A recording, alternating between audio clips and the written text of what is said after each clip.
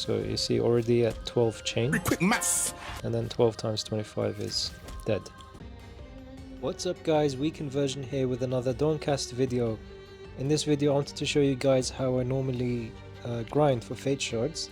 So I've got around 4,000 Fate Shards right now, and I haven't even tried to unlock the rest of the classes because I wanted to finish the Beginner's Guide series with all the classes first before I unlock additional stats or weapons. So the best way to unlock Fate Shards, or to grind for Fate Shards, is by playing through the Sunforge. And I'll be showing you the most common Arcanist Mergecraft build. That's, well, it's posted by Black Dragon Bonu. I'll be linking the Blightbane deck list, and he's got a wonderful guide. And it's a pretty simple deck to play with, although it can get quite boring if you play it multiple times.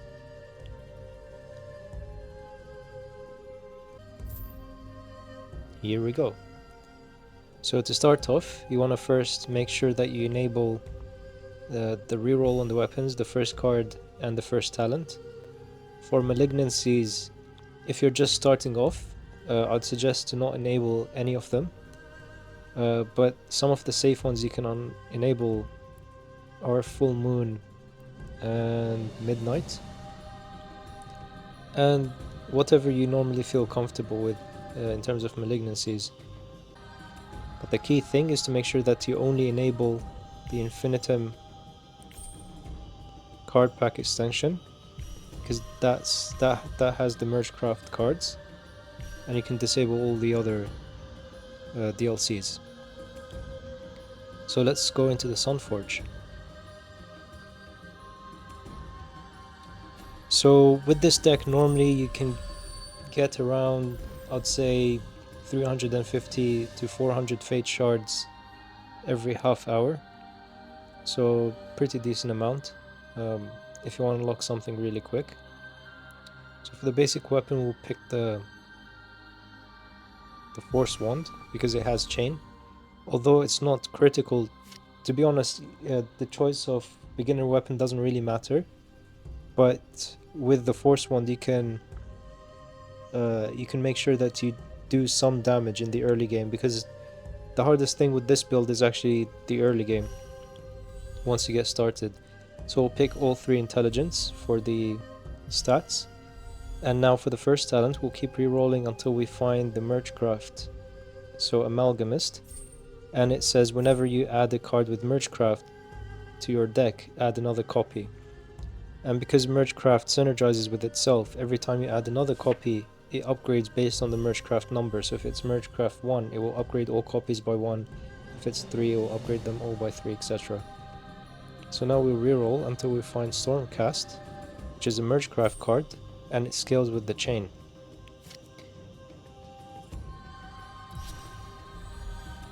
And we got lucky again, so with Arcane Missiles. So these are the 2 key cards you want.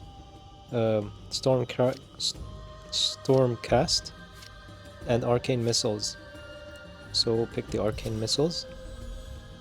And Duplicity is another key talent. Every time you add a card, it upgrades existing copies by 2, so it's essentially Mergecraft on steroids now. For the rest of the cards, it doesn't really matter what you pick, but generally you want to pick cards that will help the game plan. So I picked Fast Forward just because there's a chance I can draw. Another Arcane Missiles. So if we look at our deck, our strongest Arcane Missiles is already at +10. We haven't even started the run. We'll pick Imprint. Spell Fury is nice. Draw an extra card per round was really nice, so I think we'll go for that. Anything to make sure that we start with Stormcast and Arcane Missiles in our starting hand. I don't want to pick Arcane Lance because it will just dilute our deck with a bunch of Mergecraft cards that we don't really need. We'll pick Pull from Ether. So the reason why this is really strong is because Arcane Missile says that instead of increasing the damage when you upgrade the card, it increases the number of times the card hits. And Chain increases the damage done by the next magic action. So it's essentially the number of times Arcane Missiles hits times the number of chain you can stack up. And you'll see that later on you can stack up a lot of chain really quickly. So we're about done. Thundering Strikes is another key talent.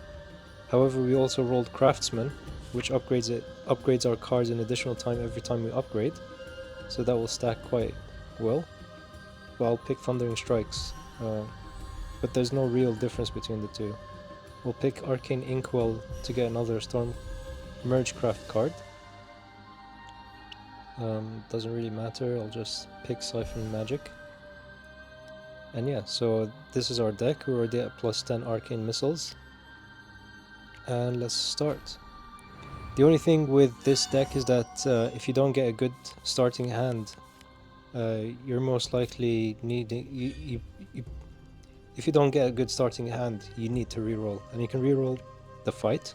And you can do that by going to the main menu and continuing, so you can rejoin the fight.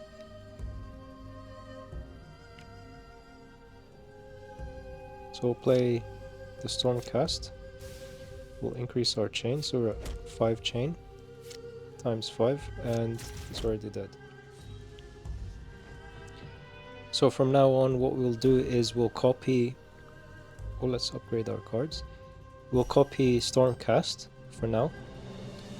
Generally the game plan is you keep copying where is it? Stormcast as many times as you can. I'd say a ratio of 3 to 1, so for every 3 upgrades of Stormcast you want to upgrade at least Arcane Missile once. But because we got a bunch of Arcane Missiles, I probably don't need to copy Arcane Missiles for the rest of this game. So we'll just upgrade Stormcast. And then you want to make sure that you memorize 1 Arcane Missiles and 2 Stormcasts. So play the Stormcast, Force Wand, Arcane Missiles, and it's dead. So yeah, this deck is pretty straightforward, but also it can be quite boring. There are quite a few bosses that you need to be careful around, just because they have mechanics that can kind of screw you over. If you encounter any of those, I'll make sure to point them out. I'll play the Inkwell to get a Stormcast. And then I'll chain once and play the stronger Arcane Missiles. So yeah, already down to 17 HP. And it's only turn 1.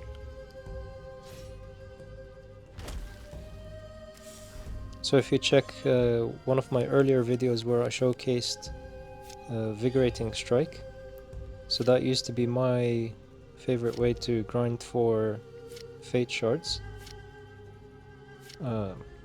Just because it was kind of fun in a non-intended way. So although mechanically speaking it worked as intended, the devs thought it was an unfair strategy, which I agree with, so it got patched out. So we'll memorize our strongest Arcane Missiles. So that's this one. So now we'll always start with the Arcane Missiles in hand. Now we just need to memorize a Stormcast. So you see already at 12 chain, and then 12 times 25 is dead.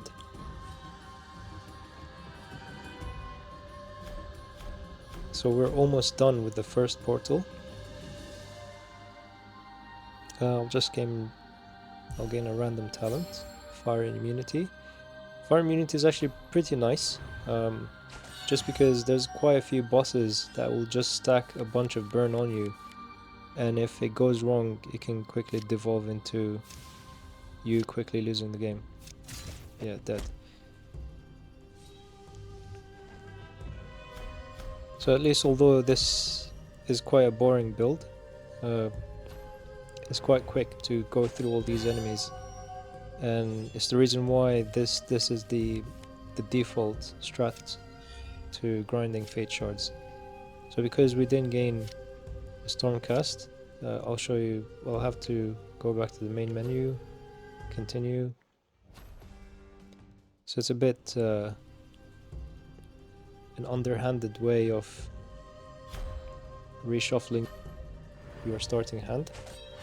So the cards you draw in the beginning are not determined with a standard seed. It changes every time you relog, so you can force the perfect hand if you try fast enough, if you try hard enough.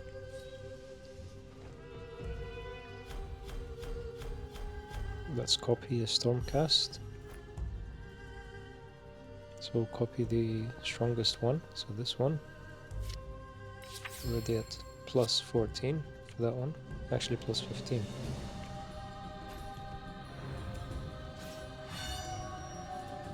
You're a 9,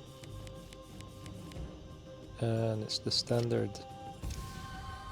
So you just play stormcast, gain as much chain as you can, and then play your singular arcane barrage. Sharp Mind is irrelevant. Sacred Shield can help us survive. But actually I'll pick Diamond Mine because the thing that will screw us over is actually dominated.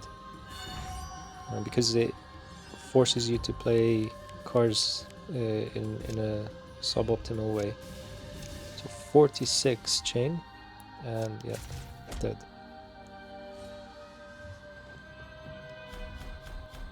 So that's the portal complete. There's 3 portals in the Sunforge, and you want to pick as much luck as you can throughout the run, because luck, the amount of luck you have at the end determines how much extra fate shards you get. Play the Tombstone cast and just kill it. Actually, we didn't kill it, so well, for once we found an enemy that could tank. That could tank an arcane missile.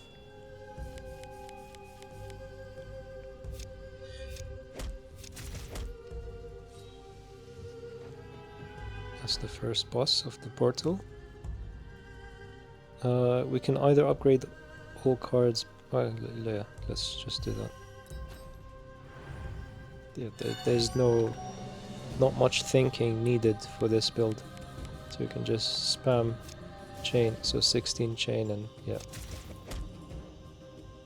But actually, although this is quite a cheesy way of grinding, it does the job. But for me, Sunforge is particularly enjoyable when you try niche builds. So because you can force the starting card and the starting trait, you can play some really interesting strategies that are not viable in the standard mode. And one strategy I've been trying is actually Nova, so Rainbow Nova. I haven't quite gotten it to work as I wanted it to, but let me know in the comments if you'd like to see a Sunforge Nova build, and I'll see if I can get it to work so I can show you guys some tips and tricks with how to get it to work.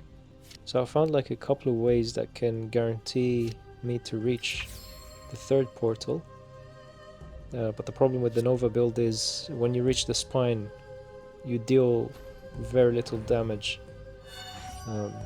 compared to other stronger builds, so your damage just kind of falls off a cliff at the end. But Nova is one of those cards in the new expansion that really excited me actually, just because we've never seen anything like it in Dawncaster before.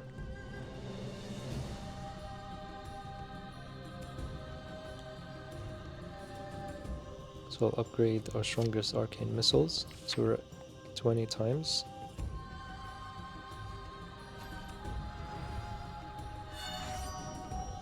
What I might also do is show you guys how you can beat the Sunforge with the other colors. So I might not do the hybrid classes like Seeker or Warrior, etc. But I might do the basic colors, so blue, red and green. So obviously for the blue build it will be Mergecraft. For red it might be some sort of Fury, big damage type build. But for Rogue, green I'm still kind of thinking what's the best way for a beginner to help them out. Oh yes, so this is actually one of the bosses that can kind of screw you over. And we already got screwed over, so I'll restart. So just to explain, the gimmick with this boss is that whenever you play 4 cards during your turn, he basically puts a status condition on you where you can't play magic cards for the turn. And obviously because magic cards are our only source of damage, then it's a big issue. And this character also has 2 life bars, so when you kill it the first time, it will inflict a bunch of frozen on you. It will reset the HP, and yeah, so we're forced to pass here. Hopefully we get a stormcast. Yep. So we'll play, oh, it doesn't matter, pretending that I'm actually counting in this deck. Persistent, reliable. I'll put reliable on the strongest one. I keep forgetting, I don't know, I can't seem to remember when. So I do know that either persistent or reliable makes it so that you're immune to burning cards. But I could keep forgetting which one it was. I think it might be persistent.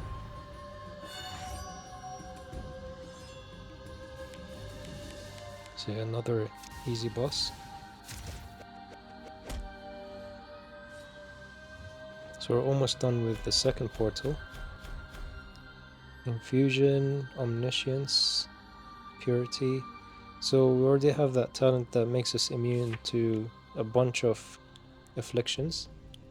So we'll just pick Omniscience just to draw the extra 3 cards. Just keep in mind we still don't have Stormcast memorized. We're just drawing it just because we have so many in the deck. And with this creature you need to make sure that you read. Okay, so it's already immune, so there's no point in doing anything. So I'll just see what... okay. So yeah, these types of bosses tend to screw with your game plan. Oh wow. Almost died there. 12, 8.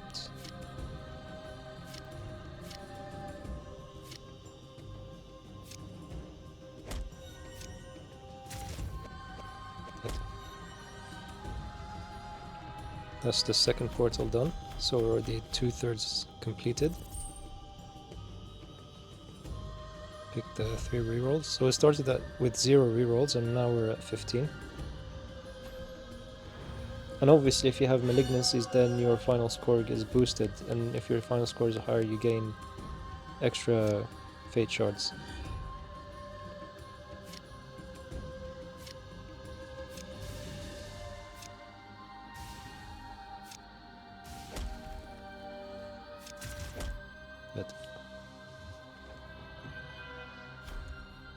Dismiss. Should we thin out the deck? I think it's time to memorize Stormcast. 24. And that's the strongest one.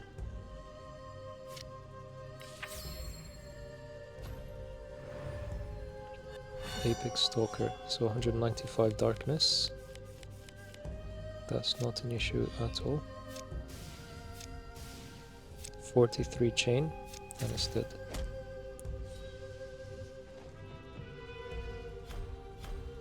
So Mergecraft, although it's really broken in Sunforge, and arguably even in the normal mode as well, but it's when it first came out, it was a really fun archetype.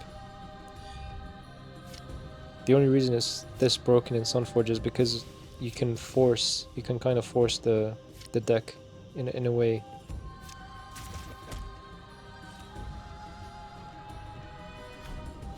Upgrade all cards by 3, so we'll do that just to check Yeah, so we're already at plus 26 for the strongest stormcast and plus 22 for the strongest arcane missiles. Empowered Hydra. So the Empowered Hydra has 3 life bars. So let's see if we can get through all 3. So 27, play that one, 25, and 21. So 110 times 23. Can we get through all 3? Yep. Mergecraft. Very balanced. Upgrade the card by 9. Actually, we can copy the memorized stormcast, and that's our build completed. So this one. Yeah, so now we always guarantee the perfect hand. So no more thinking, as if we did any for this deck.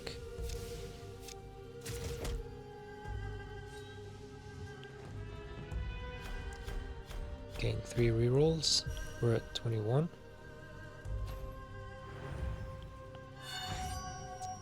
Avatar of the Pyre. So this creature has 2 life bars, but because Arcane Missiles is a multi-hit card, it's not an issue at all.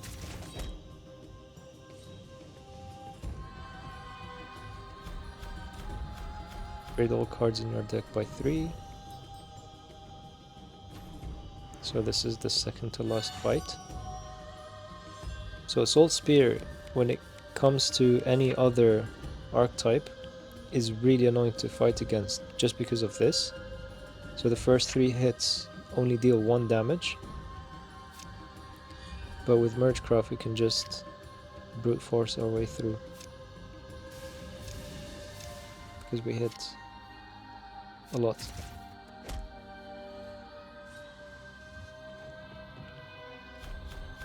So now we're at the final boss.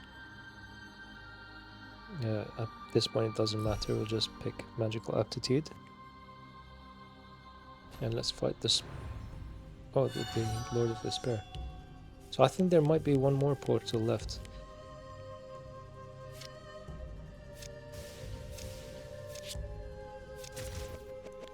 It's so fun seeing these bosses just drop down like flies.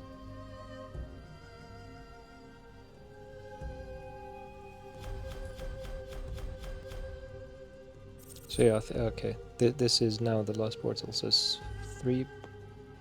I keep miscounting. It's either 3 or 4 portals. It doesn't really matter, we'll just blitz through all of them. Need 2 stormcasts. Arcane Missiles, dead. We can double up a stormcast. But we'll double up a normal one just because I don't want to clutter up with the memorized one.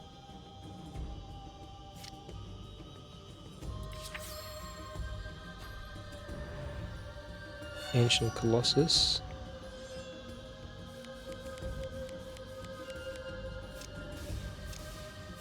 Dead.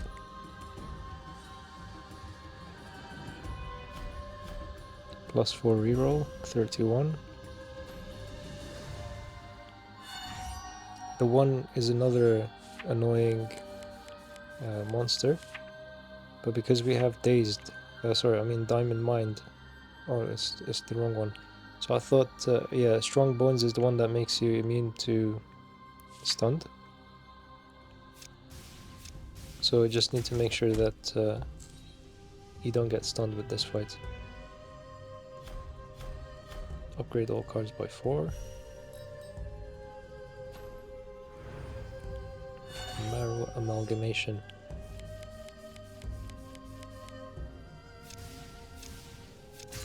Yeah, and you saw there, it was at -1, so we're at the point where we're actually barely killing them. So we need to push harder. So let's upgrade.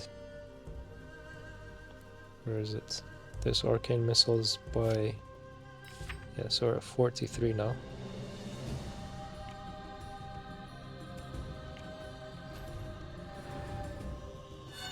and it's so these damages are multiplicative. Dead.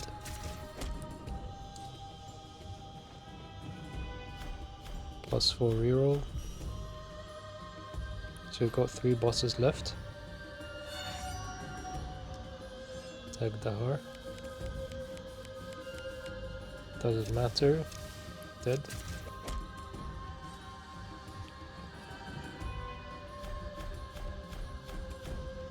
We'll make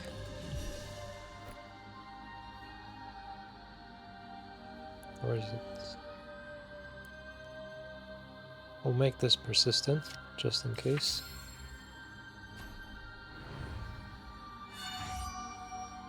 Yeah, so you saw there that it burnt one of the cards.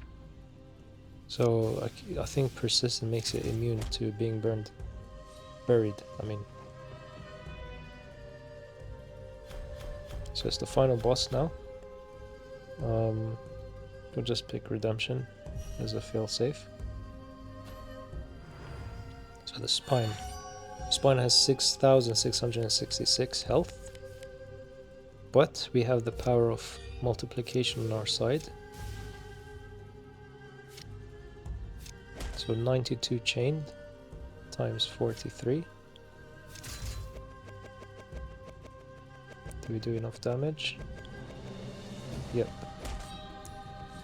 Great. So yeah, this is the recommended build for a beginner to grind fate shards with. If you want to grind for fate shards, this is the build everyone basically just recommends. And you can see why. It's an easy build. We gained 760 fate shards in 26 minutes. So yeah, just do the math. If you want to max out a character on a brand new fresh account, then it's just going to take like a couple of days max of grinding. So yeah, we're almost at 5,000 fate shards now.